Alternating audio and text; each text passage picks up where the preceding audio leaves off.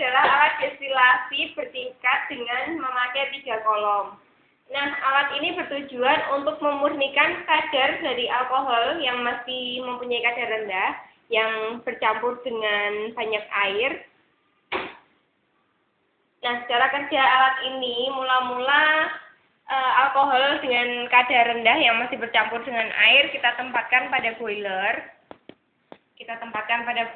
Kemudian boiler ini dipanaskan dengan menggunakan kompor listrik. Untuk voltase untuk daya yang kita gunakan ini adalah alat destilasi bertingkat menggunakan 3 kolom. Nah, kolom-kolom di sini terbuat dari stainless. Untuk cara kerjanya alkohol yang berkadar rendah, nantinya kita akan menaikkan alkohol yang masih berkadar rendah ke alkohol yang berkadar lebih tinggi. Nah, alkohol yang kita gunakan di sini adalah alkohol dengan kadar sekitar 30%. Alkohol dengan kadar 30% ini kita tempatkan pada boiler. Kemudian kita panaskan menggunakan kompor listrik dengan tegangan dengan daya 600 watt.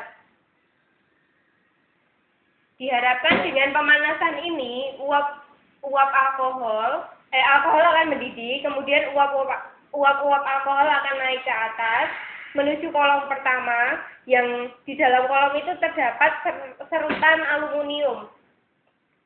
Serutan aluminium ini kita gunakan untuk memberi efek dari destilasi bertingkat ini sendiri. Kemudian di kolom kedua sama, dan uap naik ke kolom ketiga hingga menuju ke ujung atas kolom. Nah, di ujung atas kolom ini suhu di sini kita hubungkan menggunakan kepala termostat.